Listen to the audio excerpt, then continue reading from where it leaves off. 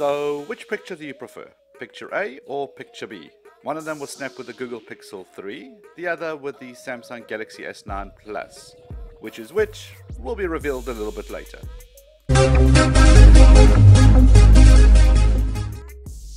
So after my last Google Pixel 3 camera video, I received a whole bunch of DMs and emails from people saying that their night photography really is quite.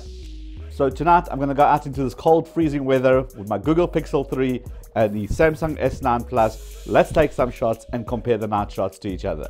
Let's go. Eternity later. We interrupt our program to bring you this important message. Turns out that cameras and cold temperatures don't really go so well together. I managed to salvage some of it, and I wasn't going to use any of it, but because I nearly got run over by a Corvette, I figured, well, if you're here just for those tips on how to take better night shots, skip the next bit. It's towards the end. I'll see you out on that side. Well, alright, let's do this. Right, it's out here, it's freezing cold. I'm here going to take some night shots to see what this looks like in the night. Oop. Nearly got run over. I'm going to find a spot somewhere over there. So besides being extremely cold, these are obviously extreme conditions. I mean, look at the scene. There's literally no lights except in the distance. The only way you can see anything is through the phones, which are doing a pretty good job in capturing the light and bringing it into the photo. Okay, let's see what happens. I don't know if anything came out. I don't know if you can even hear me with all this traffic that's going past. But this should be a pretty good real world scenario test. What does the night side look like on the Pixel versus another camera? Oh my god, it's cold.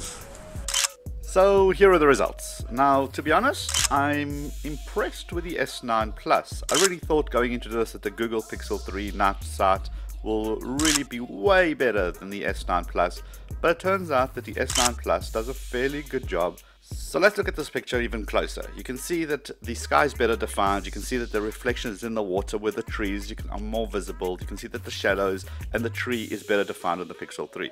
But the S9 does a fairly good job as taking this as well. To be honest, a lot of it has to do with the way you take a photo during low light conditions. Are there any tips? There are 3 rules I always abide by whenever I take photographs in low light conditions. The first one, don't zoom. Whenever you zoom, the camera overcompensates, tries to get you that image, and it becomes very pixelated, and at night this thing becomes an absolute disaster. What you need to do is move closer to your subject to be able to take a better shot. Number 2, do not move. In fact, when you snap a photo with night sight, it actually tells you to hold still. Even minuscule movements like this will blur the photo, and it's the difference between a usable shot and a non-usable shot. So rule number 2, do not move. Ideally, tuck your hands in, using your elbow steady, and then press the button. None of this click, click, click, click, click stuff. That never works. Number 3, do not use the flash. Your flash may seem like a good idea because it gives you all this amazing light around you, but when it comes to the photographs, you'll see that things in the foreground are really overexposed, things in the back don't have any light in them at all, and everything becomes a bit of a mess.